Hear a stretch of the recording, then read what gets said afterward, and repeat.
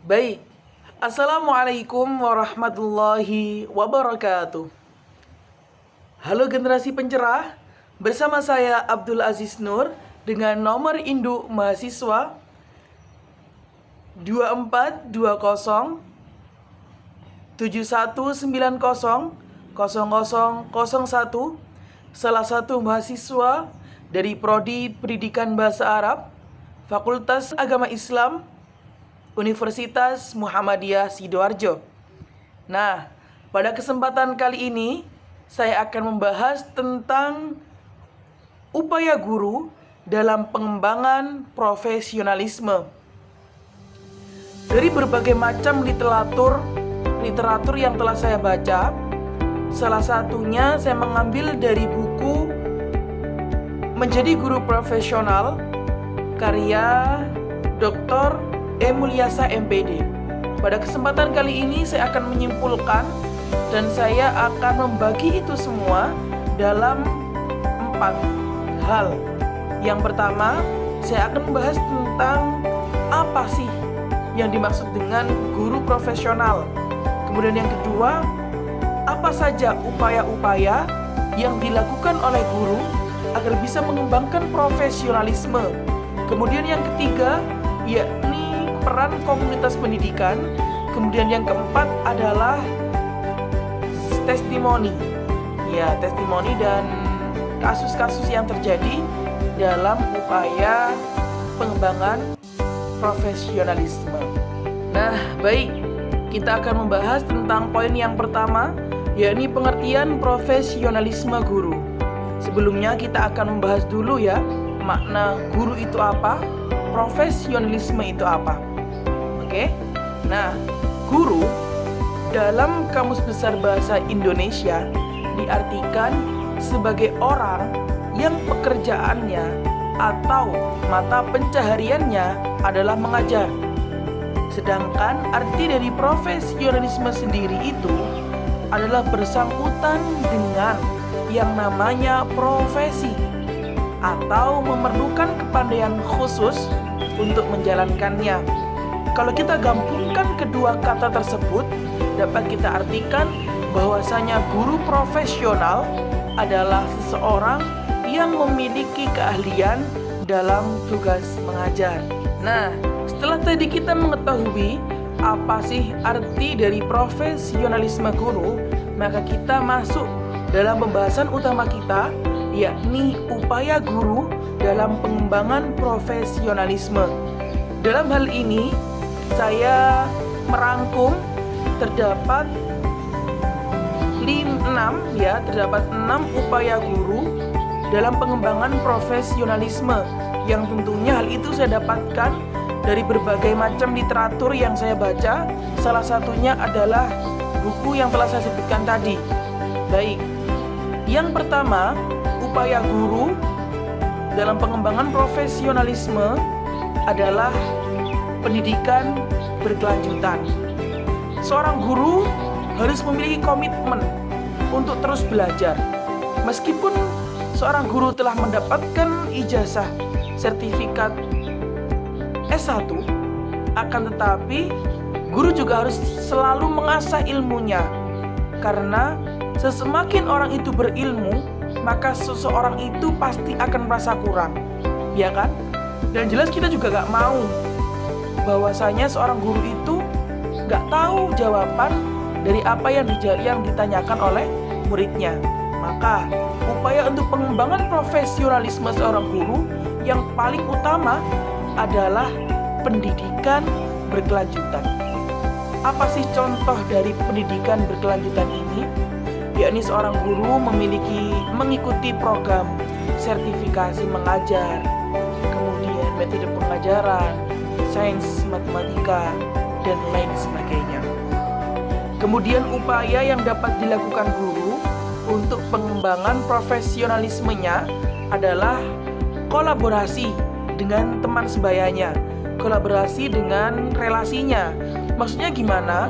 Jadi seorang guru itu harus memiliki relasi untuk berkolaborasi dalam hal berbagi pengalamannya, dalam hal strategi pengalamannya, serta salah satu tujuan adalah untuk meningkatkan efektivitas pembelajaran.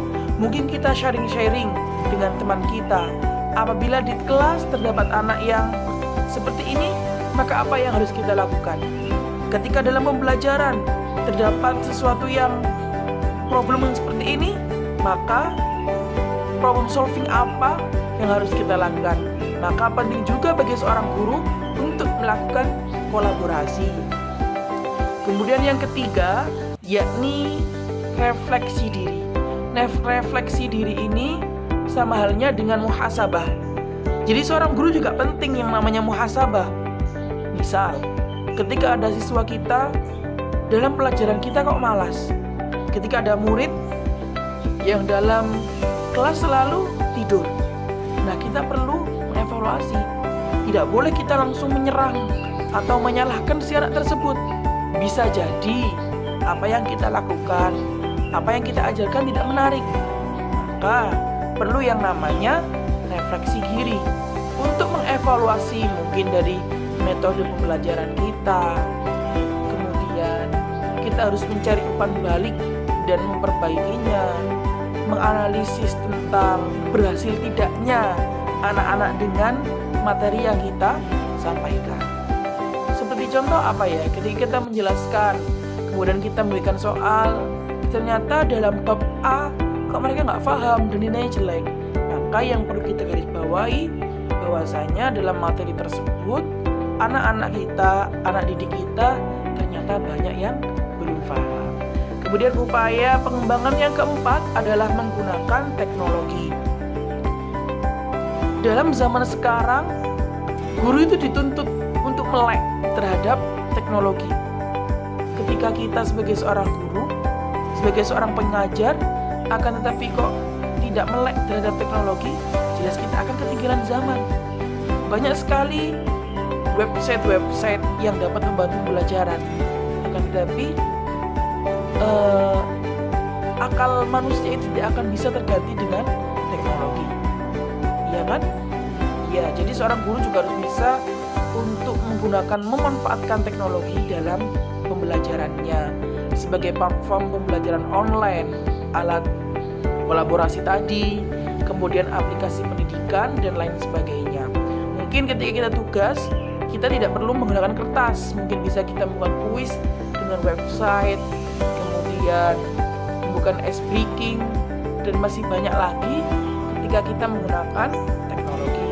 Kemudian yang keenam, yang keempat, yakni mengikuti konferensi atau seminar. Nah, ini juga sangat mendukung untuk menambah pengetahuan kita sebagai seorang pendidik, yakni jadi kita mengikuti seminar atau konferensi itu tidak lain dan tidak bukan untuk menjadikan kita sebagai seorang guru yang tidak hanya berhenti dengan ilmu itu saja, tapi kita juga harus berkembang, mengikuti banyak sekali guru. Karena guru pada dasarnya adalah ditiru dan digugu. Dengan mengikuti seminar, kita bisa belajar dari pakar, menemukan tren baru, kemudian memperluas jaringan profesional. Nah, dari mengikuti seminar itu tadi kita dapat menerapkan strategi baru pada anak didik kita dalam menghadapi suatu masalah, ya kan? Nggak ada ruginya. Kemudian yang terakhir yakni mentoring atau pembimbingan atau supervisi lah istilahnya, yakni guru yang berpengalaman lebih sering memberikan bimbingan kepada guru yang baru. Dalam sekolah-sekolah biasanya juga terdapat yang namanya supervisi, mungkin diadakan oleh kepala sekolah yang keliling di setiap kelas untuk menilai kinerja guru. Kemudian ada evaluasi juga bagaimana cara mengajar yang baik, bagaimana cara menciptakan kelas yang seru dan menyenangkan, kemudian dan lain sebagainya.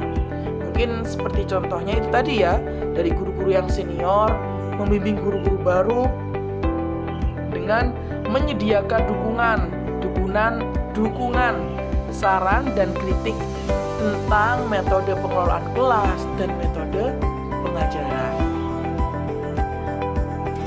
Kemudian yang selanjutnya yakni peran komunitas pendidikan. Ada yang tahu yang dimaksud dengan peran komunitas pendidikan ini seperti apa? Jadi peran komunitas pendidikan itu sama halnya dengan tadi yang kolaborasi dengan rekan sejawat. Jadi peran komunitas pendidikan kan di suatu daerah pasti ada kumpulan kayak apa ya, kumpulan guru bahasa Arab, kumpulan guru bahasa Indonesia, kumpulan guru dan lain sebagainya. Di situ adalah tempat kita untuk saling bertukar pikiran, saling komunikasi, memecahkan suatu masalah A, B, C dan lain sebagainya.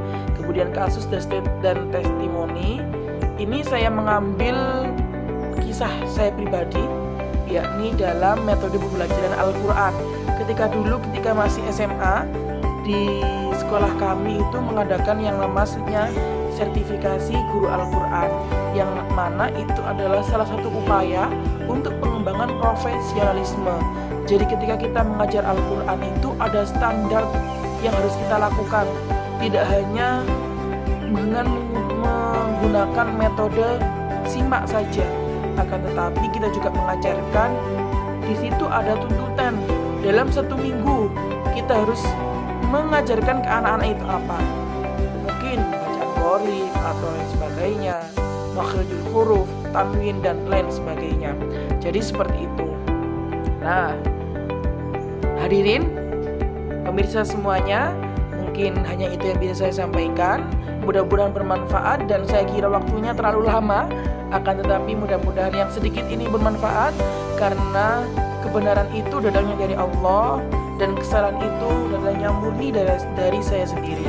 Ilal liqa, assalamualaikum warahmatullahi wabarakatuh.